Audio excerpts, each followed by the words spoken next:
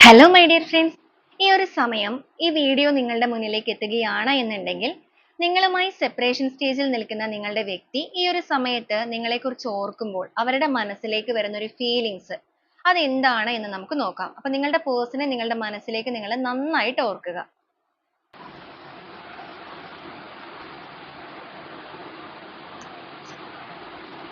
Loss, lonely,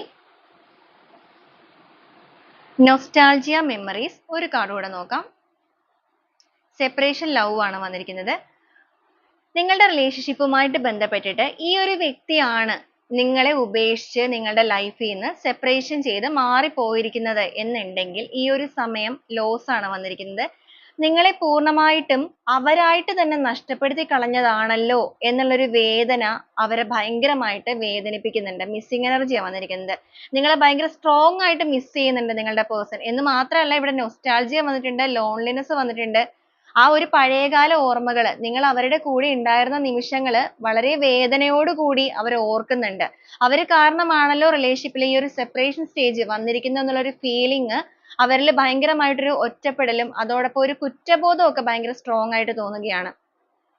നഷ്ടപ്പെടുത്തി കളഞ്ഞ ആ ഒരു ബന്ധത്തിന്റെ ഓർമ്മകൾ സ്വയമേ തന്നെ അവർക്കൊരു നഷ്ടബോധത്തിലേക്ക് എത്തിച്ചിരിക്കുന്നു. അപ്പൊ നിങ്ങളെ ഭയങ്കരമായിട്ട് മിസ് ചെയ്യുന്ന ഒരു പേഴ്സന്റെ എനർജിയാണ് അത്. നിങ്ങളെ ചീറ്റ് ചെയ്തവരോ നിങ്ങളുടെ ലൈഫിൽ നിന്ന് വളരെ നിങ്ങളെ വേദനിപ്പിച്ച് കടന്നുപോയ വ്യക്തികളൊക്കെ ആണെന്നുണ്ടെങ്കിൽ സ്വന്തം തെറ്റ് മനസ്സിലാക്കിക്കൊണ്ടിരിക്കുന്ന ഒരു സ്റ്റേജ് ആണ് നമുക്കിവിടെ കാണിക്കുന്നത്. എന്ന് മാത്രമല്ല, അവരിപ്പോ അവരുടെ ലൈഫിൽ തീർത്തും ഒറ്റപ്പെട്ട് നിൽക്കുന്ന ഒരു സമയവും കൂടിയാണ്. കംപ്ലീറ്റ്ലി ഒരു നെഗറ്റിവിറ്റിയാണ് മൈൻഡ് കംപ്ലീറ്റ് ഉള്ളത്. പ്രതീക്ഷകളും കാര്യങ്ങളും എല്ലാം പൂർണ്ണമായി നഷ്ടപ്പെട്ട് നിൽക്കുന്ന സ്റ്റേജ് ആണ്.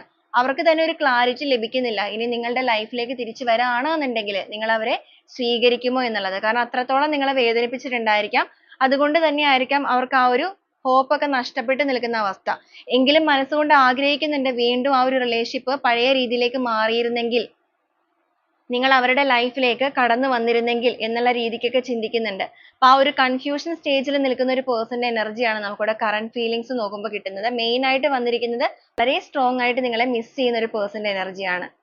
അപ്പൊ ആ ഒരു സ്ട്രോങ് ബോണ്ടിങ് നിങ്ങൾ ആഗ്രഹിക്കുന്നവരാണ് എന്നുണ്ടെങ്കിൽ ഇവരുടെ ഈ ഒരു എനർജിയെ നിങ്ങൾക്ക് ലൈഫിലേക്ക് കണക്ട് ചെയ്യാവുന്നതാണ്.